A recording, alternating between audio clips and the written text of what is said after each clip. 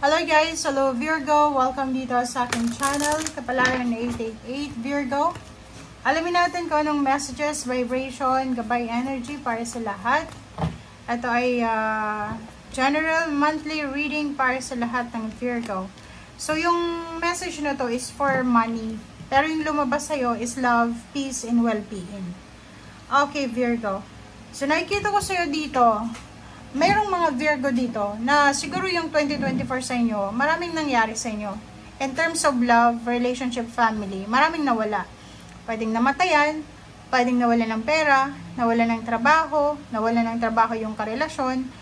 And medyo hindi peaceful, medyo hindi balance yung 2024 sa'yo. But pagpasok ng 2025 na January, nakikita ko sa'yo dito na lahat ng nawala sa'yo ay posibleng bumalik ito. Nakikita ko sa'yo dito na kinakailangan mag-focus sa relationship mo. Mag-focus ka sa peace and harmony ng buhay mo, 'di ba? Prioritize peace. And last is mag-focus ka sa well-being mo, sa health mo. Okay? Kasi dito sinasabi ng barahan na yung well-being mo, yung peaceful mind or mindset, and yung relationship mo, related yan sa pagkakaroon ng maraming pera. Kasi pag, isipin mo dito, pag hindi ka healthy, paano ka makakapagtrabaho? Pag hindi peaceful yung isip mo, hindi ka makakapag-focus sa trabaho mo.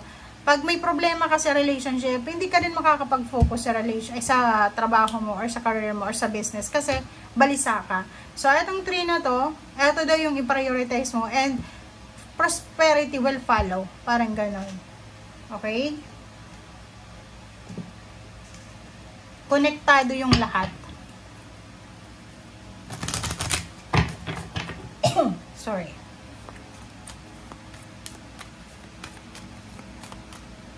Okay.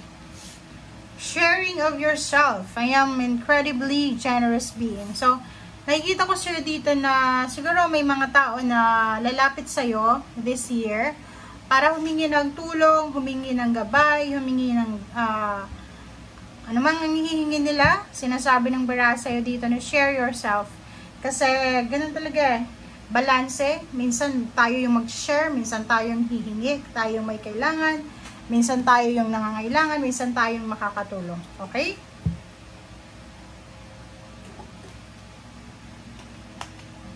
Okay, Virgo.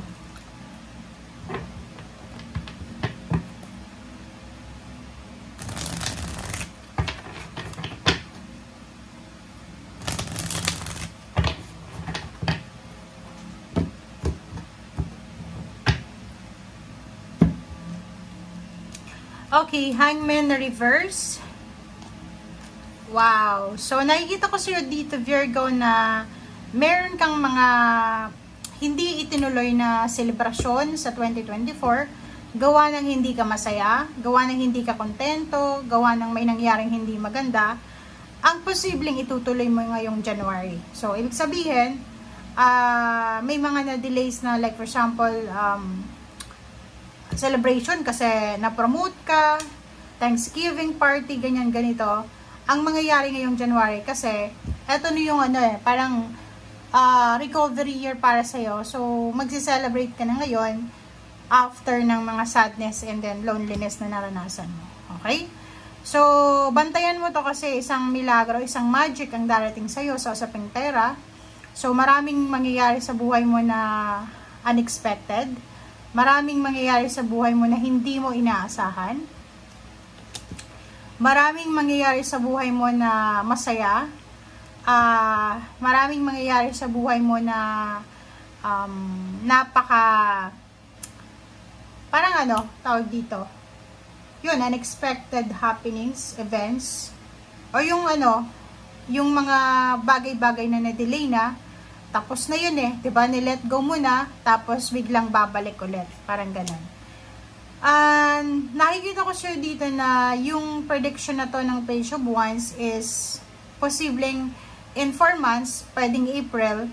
Nakikita ko sure dito na malaking ipon yung mahahawakan mo. So, malaking pera. So, nakikita natin, pwedeng simula ngayong January, magsisimula kang mag-ipon, magsisimula kang magtipid. And pagdating ng April, sobra kang magiging financially stable, secured yung financial mo. Parang ganun. And nakikita natin dito na yung pagtitipid mo, okay, ay magbibigay siya sa'yo ng positive outcome. Ibig sabihin, siguro, marami kang nahang na plano na may involved na pera, so marami kang natipid doon, and pagdating ng April, doon mo makikita, mararamdaman na worth it pala yung pagtitipid mo o yung pagiging balance mo sa salapi.